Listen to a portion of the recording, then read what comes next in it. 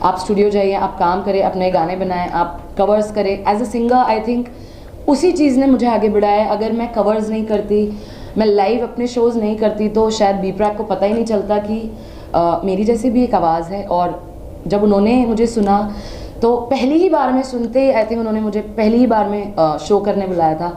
It was a huge show, around 10,000 public, and it was for me it was a big experience. And I think born performer हूँ मैं, और public से मुझे प्यार है, जनता से प्यार है, चाहे वो किसी भी फॉर्म में हो, पॉलिटिक्स हो, सोशल सर्विस हो, आर्ट हो, बीइंग एन आर्टिस्ट हो, बीइंग अ परफॉर्मर हो। आई थिंक मुझे लोगों के बीच में रहना अच्छा लगता है, बट पर्सनल लाइफ में I love to be alone. I don't think I make a lot of friends, और गिन चुन के 1-2 लोग उंगलियों पे मैं गिन सकती हूँ, बट मुझे लगता है कि धोखे बहुत मिले हैं ज़िंदगी में, और सबसे ज़्यादा फीमेल्स ने मुझे बहुत प्रताड़ित किया है। बहुत तंग हुई हूँ मैं जब मैंने सोचा कि इनसे दोस्ती अच्छी रहेगी, इनके साथ काफ़ी टाइम बिताया है, तो यू नो लाइफ में एक सबको एक दोस्त चाहिए होता है यार। ज़रूरी नहीं है वो लड़का हो या लड़की हो, बट एक दोस्त तो चाहिए। कभी मन किया कुछ खाने जाना है, कुछ शॉपिंग जाना है, कुछ you know do something. I feel unlucky, but then if I think spiritually, I think I'm the blessed one. Unlucky इसलिए क्योंकि इस जनरेशन के अकॉर्डिंग आपके पास दोस्त होना, शोशा होना, एक यू नो जैसे रोडी स्पिट्सविला से जब हम निकलते हैं तो हमारे ग्रुप्स होते हैं जिसमें 8-10 लोग होते हैं, हर जगह साथ जाते हैं, हर जगह you know they socialise and they show the public that they are best friends. But हमसे पूछिए, हम जानते हैं क्या चलता है आपस में, कितना जहर होता है आपस में एक दूसरे के लिए। तो आई थिंक वो सब करने से बेटर है आप अपनी स्पिरिचुअल लाइफ में आगे बढ़ें, अपने करियर के लिए मेहनत करें।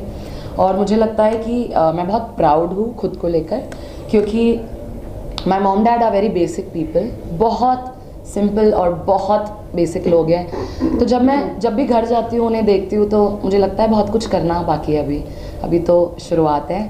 और टचवुड ठीक चल रही है अभी ज़िंदगी, अच्छा मोड़ लिया है लाइफ ने, और भाई के सपोर्ट से और प्रैक के सपोर्ट से, मयंक के सपोर्ट से इनफैक्ट चीज़ें बहुत अच्छी शुरू हुई है, लाइफ अच्छी डायरेक्शन में जा रही है। एंड आई होप मेरे जो आने वाले सॉन्ग्स हैं वो आप लोगों को बहुत पसंद आएंगे, क्योंकि वो थोड़े से बोल्ड, सेक्सी, इंटरनेशनल है। And also international agencies have started approaching me. International collaboration में ऑलरेडी कर चुकी हूँ एक लंदन के आर्टिस्ट के साथ। So I just shot the song and came back 1 week ago. It's a big song for big label, and people from Hollywood have already approached me, क्योंकि nobody in Bollywood, I don't think Bollywood में कोई भी ऐसी playback singer है जिसके body पे बहुत सारे टैटूज़ है, आर्ट ग्लास फिगर है, अपनी बॉडी मेंटेन रखती है वो। और ऐसा नहीं है कि सिर्फ यू नो पर्सनालिटी है, but when it comes to singing, अभी मेरा गला थोड़ा ख़राब है, प्लीज़ जज मत करना, but when it comes to singing मुझे पता है मैं कितनी मेहनत करती हूँ, चाहे वो किसी भी किस्म का गाना हो। एक फ़िल्म अभी आ रही है सतीश कौशिक जी की, उनके लिए एक प्लेबैक, मतलब मेरा पहला प्लेबैक है वो, उनके लिए मैंने एक सॉन्ग गाया है तोशी साबरी के साथ। दूसरी फिल्म जिसमें मैं अभी गई हूँ वो है मिस्टर प्रकाश झा, उन पे पिक्चराइज हो रहा है वो, विशाल भारद्वाज का म्यूज़िक है। आई फील लकी कि the day I put my poster of दगा, जिस दिन मैंने पोस्टर डाला उसके 6 महीने पहले से मैंने शोज़ बंद कर दिए थे, क्योंकि मुझे लगता है कि अब जब इस लेवल पे आप पहुंचते हैं, कम पैसों में काम करना खुद के साथ नाइंसाफ़ी है, क्योंकि इतनी लंबी जर्नी के बाद और लंबे स्ट्रगल के बाद, खून पसीना आंसू भूख मेहनत, जब उतनी लंबी जर्नी से आप गुज़र के आते हैं, फाइट करके आते हैं, तो आपको सेल्फ वर्थ होना बहुत ज़रूरी है, खुद की वैल्यू करना बहुत ज़रूरी है। इसीलिए शायद मेरे दोस्त नहीं हैं, और इसलिए मैं समझ नहीं पाती लोगों को, क्योंकि मुझे मेरी वैल्यू बहुत ज़्यादा है अपनी नज़र में।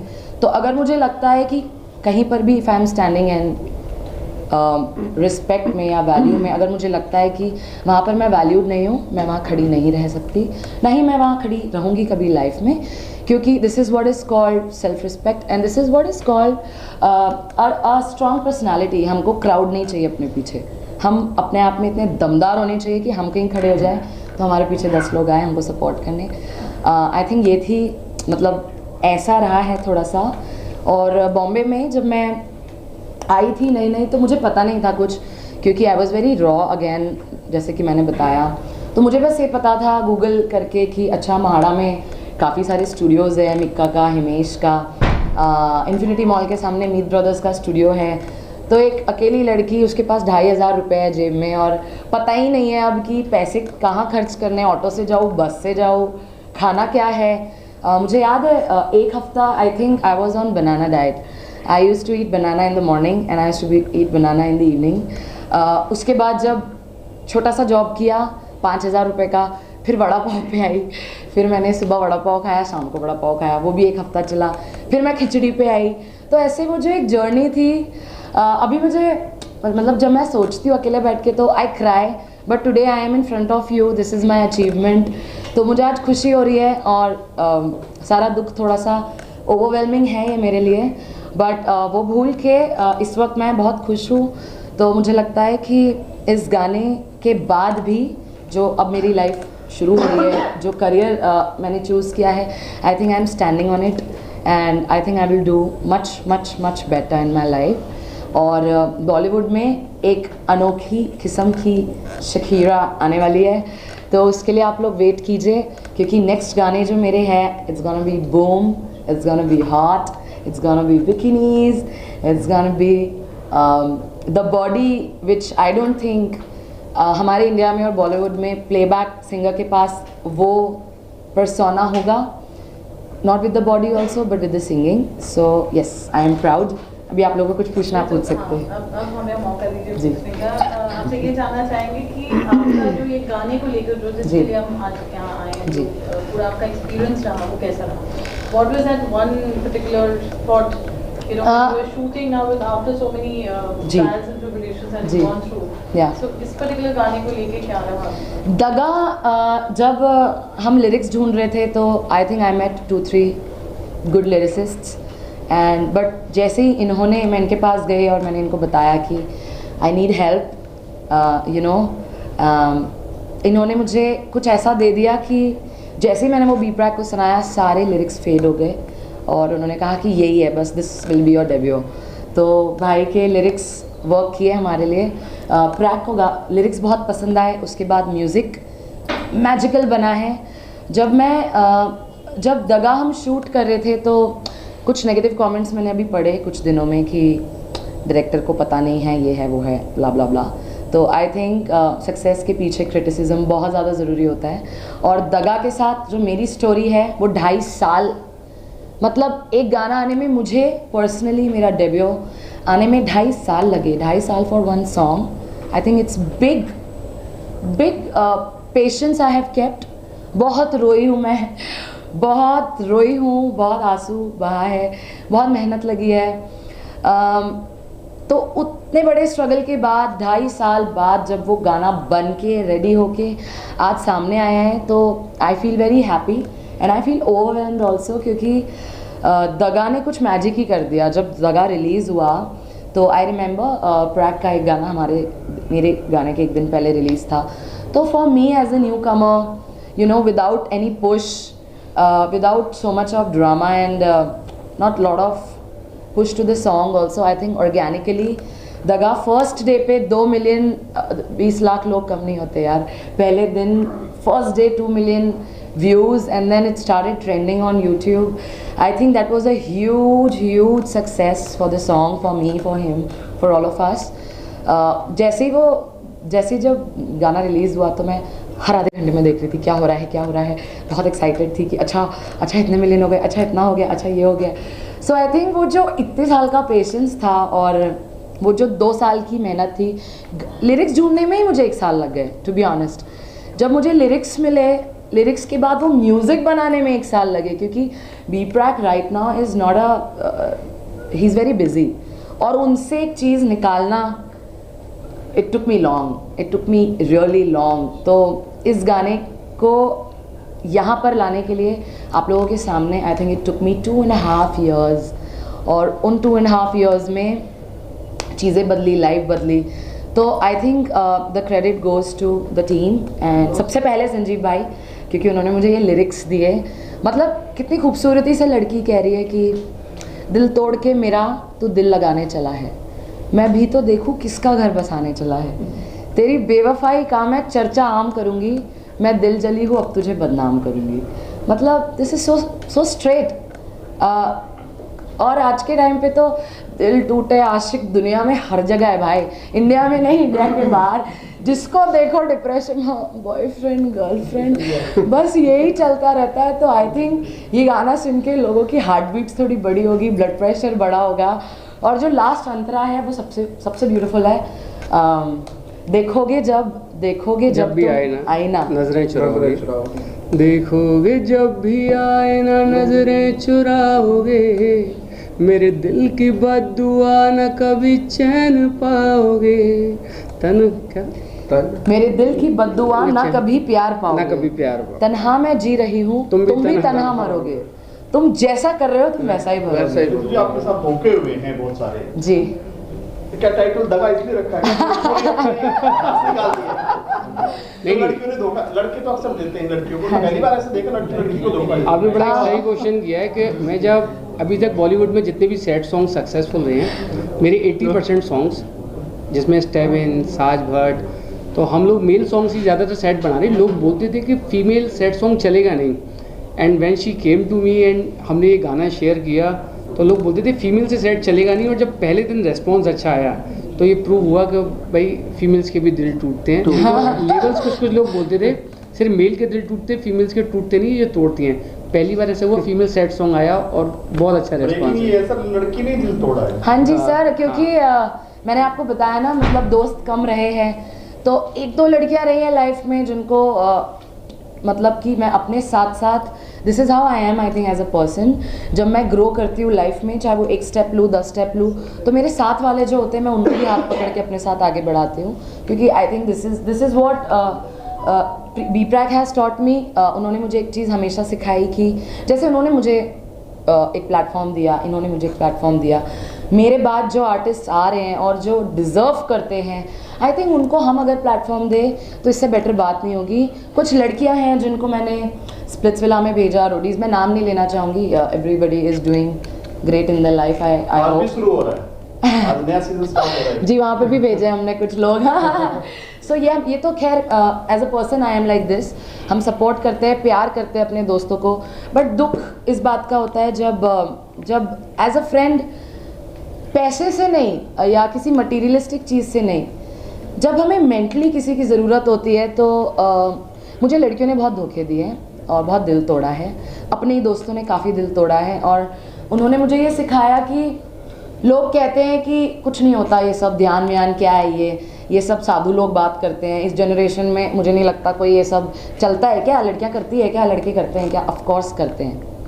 जो जागरूक है, जो सेल्फ अवेयरनेस अपने खुद के लिए रखते हैं, अपनी लाइफ के लिए रखते हैं, मुझे लगता है उनको समझ में आता है ध्यान क्या है, उनको समझ में आता है भगवान क्या है, उनको समझ में आता है धर्म क्या है, उनको समझ में आता है मेहनत क्या है, उनको समझ में आता है आंसू क्या है। और उसके बाद जब हम वो अचीव करते हैं तो समझ में आता है उस इतने बड़े हासिल और स्ट्रगल के बाद वो जो खुशी मिलती है ना मेहनत के बाद, तो वो खुशी आसमान वाली होती है। मतलब ऐसा लगता है कि बहुत कुछ पा लिया हमने। सर, इसकी सक्सेस के पीछे क्या कहना चाहेंगे आप?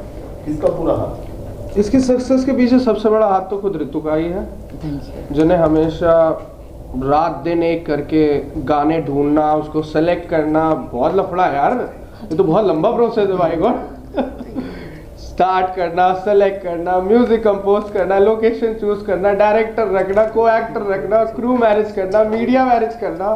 टाइटल कैसे मैनेज आया आपको कि दगा? ये भी बहुत दगा देते हैं यार, बड़ी बार ये भी बहुत। सर देखो, आपका भी ब्रेकअप हुआ होगा और ऐसे बी प्रैक के और बी प्रैक के जोनर की हैं ये लोग, तो बी प्रैक चलते किसमें है? जिसमें दिल टूटे होते हैं, रोने पिटने वाले गाने हैं। अभी आप मानोगे नहीं, रिसेंट में जब एक सॉन्ग लॉन्च हुआ तो मैं बैठा हुआ था अपने एक फ्रेंड के साथ, उसकी अभी भी रिसेंट में लव मैरिज हुई है। मैंने कहा यार कैसे लगा गाना? तो यार बहुत अच्छा है।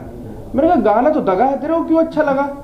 कहने लगा यार फील हो रहा था अंदर से। वो अपने जोन में पहुंच गया अपने पहले ब्रेकअप पे। यही अचीवमेंट है गाने की। मीडिया मैं जरा निकलूंगा, मेरी एक डबिंग है करके, carry on. Thank you to everybody.